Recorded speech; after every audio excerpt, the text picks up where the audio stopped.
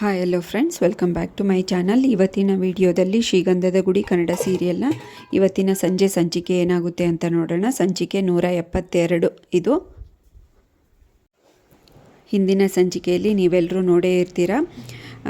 ಊಟ ಮುಗಿಸ್ಕೊಂಬಂದು ಹರಿ ಮೇಲೆ ಬಂದು ರೂಮಲ್ಲಿ ಓಡಾಡಿಕೊಂಡು ಅಡ್ಡಾಡ್ತಾ ಇರ್ತಾನೆ. ಈ ರೂಮಲ್ಲಿ ಹೆಂಗಿರೋದಪ್ಪ, ಒಳ್ಳೆ ಬೂತ್ ಬಂಗ್ಲೆ ಥರ ಇದೆ, ಹಾಗೆ ಮನೆಯಲ್ಲಿ ಇರೋರೆಲ್ಲರೂ ಒಳ್ಳೆ ದೆವ್ವ ಥರ ಇದ್ದಾರೆ ಅಂತ ಗೊಣಗಾಡ್ತಾ ಇರ್ತಾನೆ. ಚಂದನ ಅವರು ಒಂದೇ ನೋಡು ಚೆನ್ನಾಗಿರೋದು ಅಂತ ಹೇಳ್ಕೊತಾ ಇರ್ತಾನೆ. ಇವ್ರ ಮಧ್ಯೆ ಹಿಂಗಿದ್ರಿ ಮೇಡಮ್ ನೀವು ಅಂತ ಅವ್ರ ಫೋಟೋ ನೋಡಿಕೊಂಡು ಹೇಳ್ತಾ ಇರ್ತಾನೆ.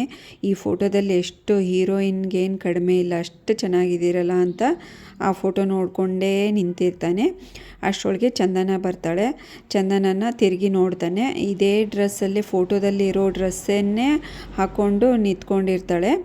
ಆವಾಗ ಏನು ಮೇಡಮ್ ಈ ಥರ ಡ್ರೆಸ್ಸಲ್ಲೂ ತುಂಬ ಚೆನ್ನಾಗಿ ಕಾಣ್ತಾ ಇದ್ದೀರಾ, ಇವರು ಈ ಫೋಟೋದಲ್ಲಿ ಇರೋ ಡ್ರೆಸ್ಸೇ ಹಾಕೊಂಡ್ಬಿಟ್ಟಿದ್ದೀರಾ, ಇವರೇನು ನಿಮ್ಮ ಅಕ್ಕನ ಅಂತ ತಮಾಷೆ ಮಾಡ್ತಾನೆ. ಹೌದೌದು, ಮುಂಚೆ ಎಲ್ಲ ನಾನು ಇದೇ ಥರ ಅವಾಗವಾಗ ಹಾಕ್ಕೊತಾ ಇದ್ದೆ ಕಾಲೇಜ್ ಡೇಸಲ್ಲಿ, ಬಟ್ ಇವಾಗೆಲ್ಲ ನನಗೆ ಕಂಫರ್ಟಬಲ್ ಇದೆ ನೋಡಿ ಅಂತ ಹೇಳ್ತಾಳೆ. ನೀವು ಯಾವ ಡ್ರೆಸ್ ಬಿಡಿ ಮ್ಯಾಮ್, ಯಾವ ಡ್ರೆಸ್ ಆದರೂ ಹಾಕ್ಕೊಳ್ಳಿ, ಆ ಡ್ರೆಸ್ಸಿಗೆ ಒಂದು ಕಳೆ ಬಂದುಬಿಡುತ್ತೆ ಅಂತ ಹೇಳ್ತಾ ಇರ್ತಾನೆ. ಆಯ್ತಾಯಿತು ಹೊಗಳಿದ್ದು ಸಾಕು ಅಂತ ಹೇಳ್ತಾಳೆ. ಏನೋ ಫೋಟೋ ನೋಡಿಕೊಂಡು ಹಾಗೆ ನಿಂತ್ಕೊಂಡ್ಬಿಟ್ಟಿದ್ದೀರಾ, ಏನೋ ಕೆಲಸ ಇಲ್ವಾ ಅಂತ ಅಂದಾಗ ಇನ್ನೇನು ಕೆಲಸ ಇದೆ ಅಂತ ಹೇಳ್ತಾ ಇರ್ತಾನೆ ಹರಿ. ಆಯಿತು ನಾನು ನೀರು ತೊಗೊಂಡು ಬರ್ತೀನಿ, ನೀವು ಮಲ್ಕೊಳ್ಳಿ ಅಂತ ಹೇಳ್ತಾಳೆ. ಆಯ್ತಾಯಿತು ಬೇಗ ಬನ್ನಿ ಅಂತ ಹೇಳಿ ಕಳಿಸ್ತಾನೆ. ಈ ಕಡೆ ಗಂಧದ ಗುಡಿ ಮನೆಯಲ್ಲಿ ಏನು ನಡೀತಾ ಇದೆ ಅಂತ ನೋಡ್ಕೊಂಡು ಬರೋಣ ಬನ್ನಿ. ಎಲ್ಲರೂ ಮಲಗಿರ್ತಾರೆ. ಮುತ್ತು ಮತ್ತು ಮಹಿ ಒಬ್ರಿಗೊಬ್ರು ಕೈ ಹಿಡ್ಕೊಂಡು ಮಲ್ಕೊಂಡಿರ್ತಾರೆ. ಈ ಕಡೆ ಕಂಟಿಗೆ ಒಂದು ಮೆಸೇಜ್ ಬರುತ್ತೆ. ಇವನಿಗೆ ಎಚ್ಚರ ಆಗಿಬಿಡುತ್ತೆ. ವೈಭವಿ ಮೆಸೇಜ್ ಮಾಡ್ತಾ ಇರ್ತಾಳಲ್ವ, ಇವನಿಗೆ ಸಂತೋಷ ಆಗುತ್ತೆ. ಹಾಗೆ ಒಂದು ಕಾಲೂ ಬಂದುಬಿಡುತ್ತೆ. ಅದಕ್ಕೆ ಮುತ್ತುರಾಜು ಮತ್ತು ಮಹಿ ಎಚ್ಚರ ಆಗಿಬಿಟ್ಟು ಏನೋ ಯಾರ್ದೋ ಕಾಲು ಅಂತ ಇಬ್ಬರು ಗೊಣಗಾಡ್ತಾ ಇರ್ತಾರೆ. ಹೋಗಿ ಏನಾದರೂ ಕಸ್ಟಮರ್ದಿದ್ದರೆ ಹೊರ್ಗಡೆ ಹೋಗಿ ಮಾತಾಡು ಅಂತ ಹೇಳಿ ಕಳಿಸ್ತಾನೆ ಮುತ್ತು. ಹಂಗೇನಾದರೂ ಬರೋದಿದ್ದರೆ ನೀನು ಒಬ್ಬನೇ ಹೋಗಬೇಡ, ನನ್ನನ್ನು ಕರ್ಕೊಂಡು ಹೋಗು ಅಂತ ಹೇಳ್ತಾನೆ. ಈ ಕಡೆ ಚಂದನ ನೀರು ತುಂಬಿಸ್ಕೊಂಡು ಮೇಲೆ ಮಲ್ಗಕ್ಕೆ ಅಂತ ಹೋಗ್ತಾ ಇರ್ತಾಳೆ. ದಾಸು ಮತ್ತು ಅವರಮ್ಮ ಅಲ್ಲಿ ಕೂತ್ಕೊಂಡಿರ್ತಾರೆ. ಕರೀತಾರೆ, ಚಂದನ ಬಾ ಇಲ್ಲಿ ಅಂತ. ಏನಮ್ಮ ಇನ್ನೂ ಮಲ್ಕೊಂಡಿಲ್ಲ, ಇಬ್ಬರು ಮಾತಾಡಿಕೊಂಡು ಹಾಗೆ ಕೂತಿದ್ದೀರಾ, ಏನಾಯಿತು ಅಂತ ಕೇಳಿದಾಗ, ಬಾರಮ್ಮ ನಿನ್ನನ್ನು ನಾನು ಅರ್ಥನೇ ಮಾಡ್ಕೊಳ್ಳಿಲ್ಲ, ಅರ್ಥ ಮಾಡ್ಕೊಂಡಿದ್ರೆ ನಿನ್ನ ಮಾತು ಕೇಳಿದರೆ ಇವತ್ತು ನಮ್ಮ ಜೊತೆಗೆ ಇರ್ತಾಯಿದ್ದೆ ನೀನು ಅಂತ ಸೆಂಟಿಮೆಂಟಲ್ ಡೈಲಾಗ್ ಬಿಟ್ಟು ಅವಳನ್ನ ಹೇಗಾದರೂ ಮಾಡಿ ಇಲ್ಲೇ ಇರಿಸ್ಕೊಳಕ್ಕೆ ಪ್ಲ್ಯಾನ್ ಮಾಡ್ಕೊತಾ ಇರ್ತಾರೆ. ಚಂದನೂ ಅಷ್ಟೇ, ಆಯ್ತು ಬಿಡಮ್ಮ ನಾನು ಎಲ್ಲೇ ಹೋಗಲ್ಲ, ಇಲ್ಲೇ ಇರ್ತೀನಿ ಅಂತ ಹೇಳ್ತಾಳೆ. ಬಟ್ ನಾನು ಬೆಂಗಳೂರಲ್ಲಿ ಕೆಲಸ ಮಾಡಲೇಬೇಕಮ್ಮ, ಅಲ್ಲಿಗೆ ಮಾತ್ರ ಹೋಗ್ತೀನಿ, ಬಟ್ ಹೋಗೋದು ಬರೋದು ಮಾಡ್ತಾ ಇರ್ತೀನಿ ಅಂತ ಹೇಳ್ತಾಳೆ. ಬಟ್ ಇವರಿಗೆ ಅದು ಇಷ್ಟ ಆಗಲ್ಲ. ಅವನಿಂದ ಹೇಗಾದರೂ ಬಚಾವ್ ಮಾಡಿ ಇವಳನ್ನ ಇಲ್ಲೇ ಉಳಿಸ್ಕೋಬೇಕು ಅಂತ ಇರುತ್ತೆ. ಹೊರಗಡೆ ಬಂದು ಕಂಟಿ ಕಾಲ್ ಮಾಡ್ತಾನೆ. ಕಾಲ್ ಪಿಕಪ್ ಮಾಡ್ತಾನೆ. ಯಾಕೆ ಕಾಲ್ ಪಿಕಪ್ ಮಾಡಲೇ ಇಲ್ಲ ಅಂತ ಕೇಳ್ತಾಳೆ.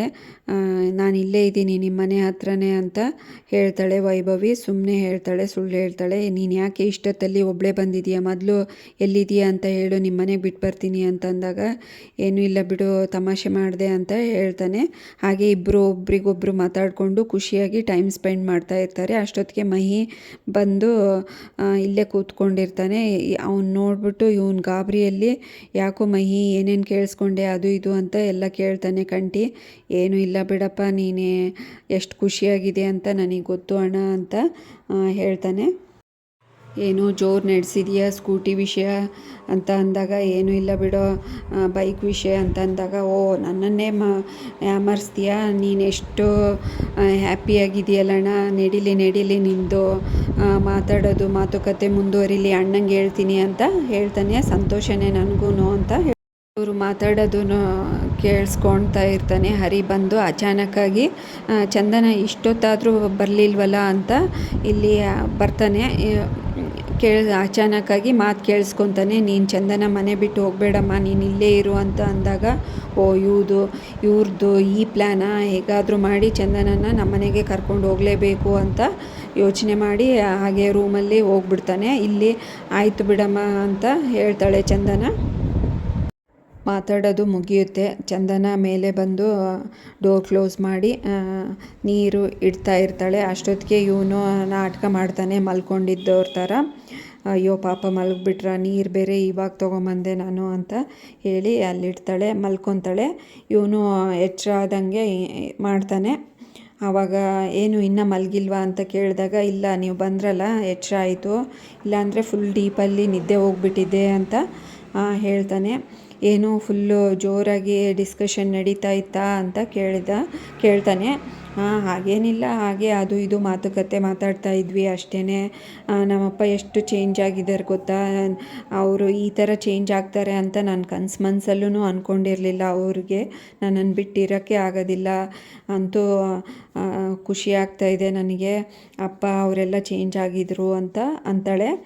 ಅಲ್ಲಿಗೆ ಈ ಸಂಚಿಕೆಯನ್ನು ಮುಕ್ತಾಯಗೊಳಿಸ್ತಾರೆ. ನೆಕ್ಸ್ಟ್ ಸಂಚಿಕೆಯಲ್ಲಿ ಏನಾಯಿತು ಅಂತ ಕಾದು ನೋಡೋಣ. ಅಲ್ಲಿವರೆಗೂ ಈ ವಿಡಿಯೋ ನೋಡಿದ್ದಕ್ಕೆ ಎಲ್ರಿಗೂ ಥ್ಯಾಂಕ್ಸ್. ಹಾಗೆ ಈ ವಿಡಿಯೋ ಇಷ್ಟ ಆದರೆ ಲೈಕ್ ಮಾಡಿ, ಶೇರ್ ಮಾಡಿ, ಕಮೆಂಟ್ ಮಾಡಿ, ಹಾಗೆ ಚಾನಲ್ನ ಸಬ್ಸ್ಕ್ರೈಬ್ ಮಾಡ್ಕೊಳ್ಳಿ. Thanks for watching this video.